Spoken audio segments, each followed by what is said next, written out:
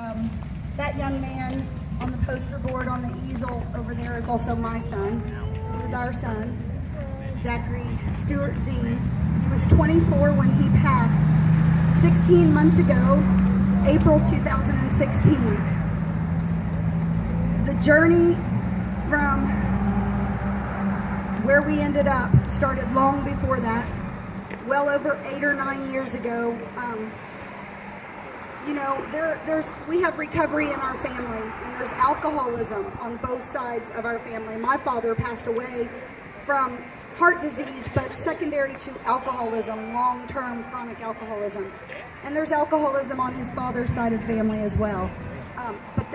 We were and have been a family in recovery. Zachary's grandmother on his father's side has 38 or 39 years clean and sober in the 12-step program of Alcoholics Anonymous. Jeff has been sober for long periods of time. We all have. We've all been a part of the 12-step program and recovery. We used to carry our son into Alcoholics Anonymous meetings in a pumpkin seat, in a baby seat. He grew up around the fellowship. He knew about recovery, and he knew what sobriety looked like. I was always concerned that when he got to be a teenager, that those addictive tendencies may manifest themselves in his young life. He was a vibrant young man. If anybody would care to honor us and take a minute to look at our son's picture before you leave today, and they're all different stages of his life on that board. He was a vibrant young man, and he had a heart of gold, and he was, just like all of you love your children, he was a special soul. He was a good boy, and he was into sports and music and nature, and he loved his family, and everybody loved Zach. And he got introduced into heroin and opiates early on. One of his best friends that he was in middle school with in Lexington, Kentucky, his mother, who has since passed herself of an overdose. But this boy's name was Scott, and Zach and Scott grew up together, and his mother had some sort of injury or back problem, and his mother was prescribed OxyContin. And somehow those boys, got a hold of those pills, as teenagers will when they're starting to experiment with things like pot and alcohol and beer. And now OxyContin, that's readily available. It catapulted Zach quickly from being the boy that was on the baseball team, and he was ate up with basketball. I mean, he wasn't a real tall young man, but he could play like nobody's business. And he worked really, really hard to make the team at school, and he was just all about sports and family and his friends and fishing with his dad. And his dad taught him how to play guitar and sing music. And he also had that ability to sing and write songs and move people's hearts with his voice and his spirit. Well, finally, our journey began like in 2008, 2009. I'm a nurse, and I was working at a nursing facility in northern Kentucky. And I got a call from one of my friends. Both of her boys, mind you, are now in recovery. One is overdosed and almost died 3 times and couldn't walk, and his kidneys shut down and was on dialysis. The other one's 5 years sober. These were Zach's best friends that he grew up with from five years old on up. And all 3 boys ended up in recovery. They grew up together in northern Kentucky, Fort Mitchell, Edgewood area. And I got a call from one of those boys' mothers when I was at work one day, and it brought me to my knees. I was giving my patients medications, and I literally collapsed, and my director of nursing sent me home. And I immediately, by the grace of God and just a lot of good people around here that pointed me in the right direction, somebody gave me Charlotte Wethington's name and told me about Casey's Law. And that started a 5-year journey for us of intervening in our son's life. He was in multiple detox programs. He was in Drogie House numerous times. He was in Falmouth Care Unit in Kentucky at St. Elizabeth many times. He was in facilities in Athens, Ohio. He was in the Prospect House in Cincinnati. He went through Grateful Life Recovery not 1 but 2 times. We were not parents that had our eyes shut. We were not parents that weren't aware of the disease of alcoholism and drug addiction and chemical dependency. We were not people that were of the belief that it's a choice. And we were not, we were almost prepared a little bit, but because of our background in recovery and the hands-on love and fellowship and parenthood and fatherhood that he had from his dad, bringing him up. We just didn't think that Zach we thought he would have a chance, a fighting chance, more than most kids that know nothing about recovery or have parents that have turned a blind eye or that are in denial or that just don't understand and they're afraid. There's so much stigma that surrounds overdose and addiction that people are afraid to talk to about it. It tears families apart. People in their families find out that that someone has a loved one doing addiction, a kid doing addiction, and their families turn their back on them. I see it all the time.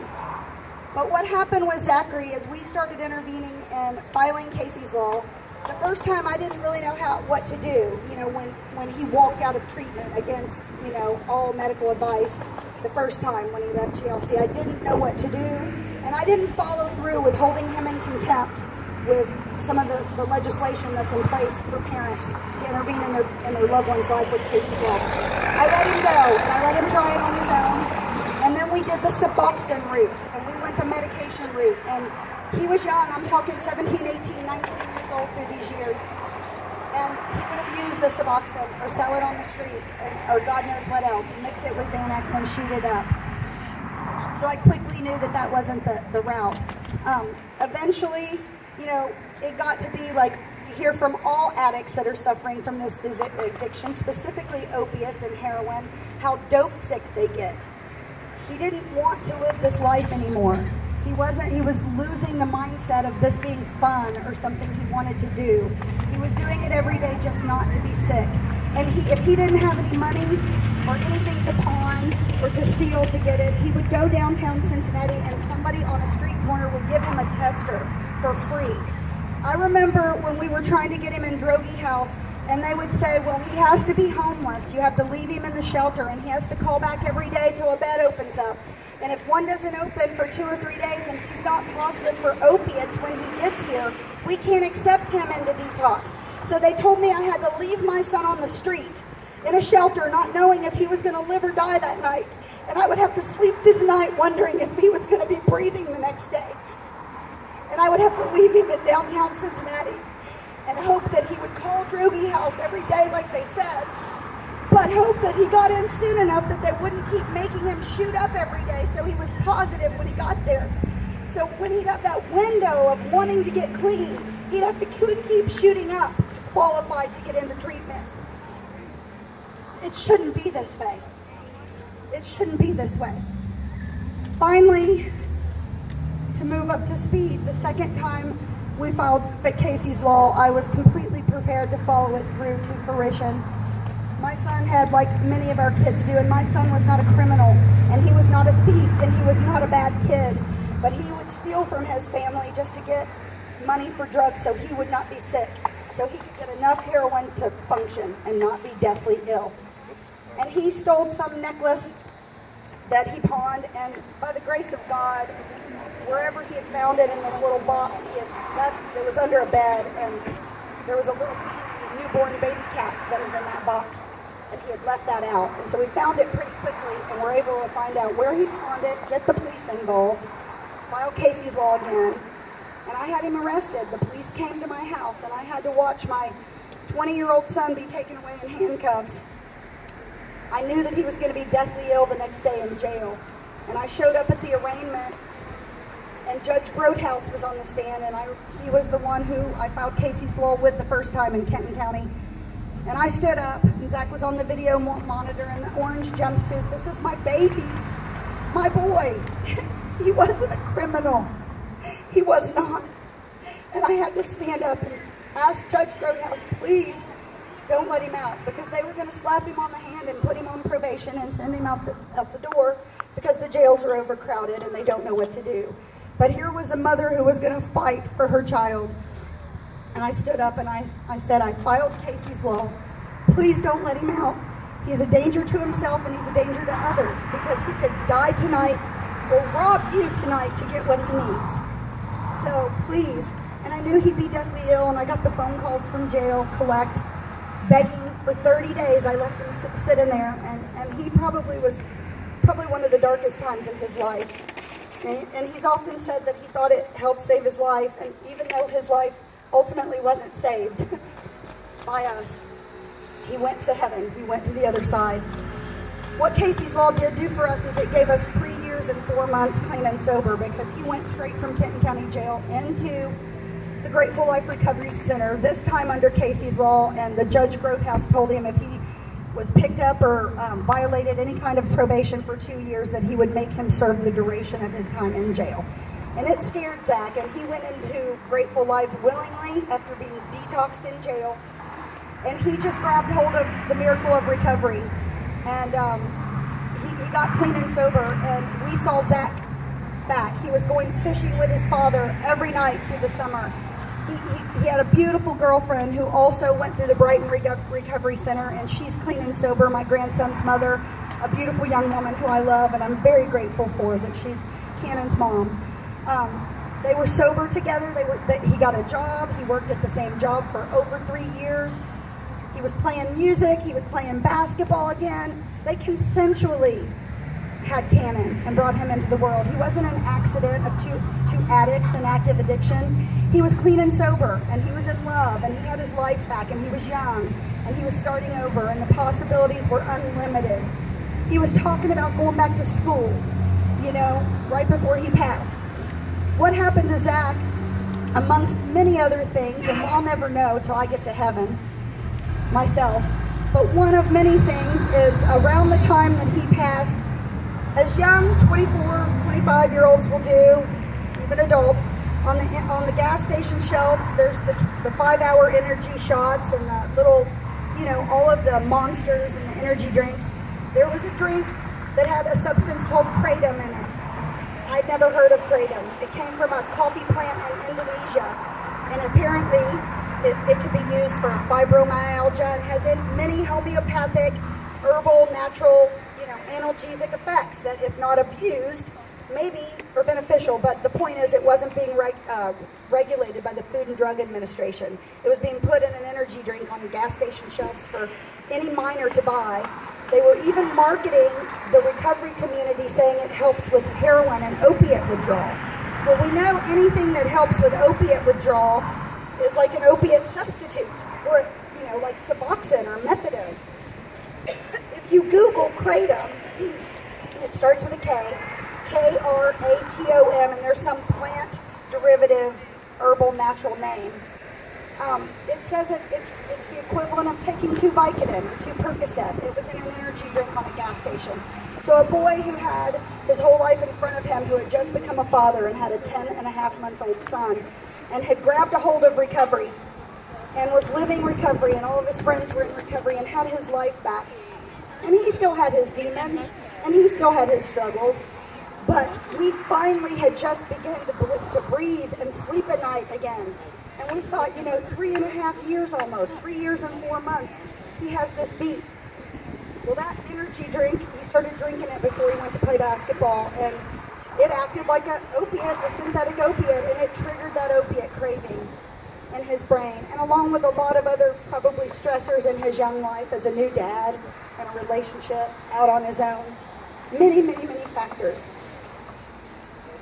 And eventually, within 5 weeks or so of drinking that drink, my son's father found him dead,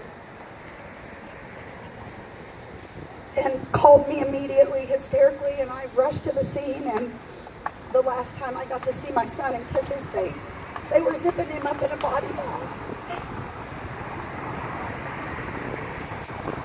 But I'm here to say that my son's life mattered, and it matters still.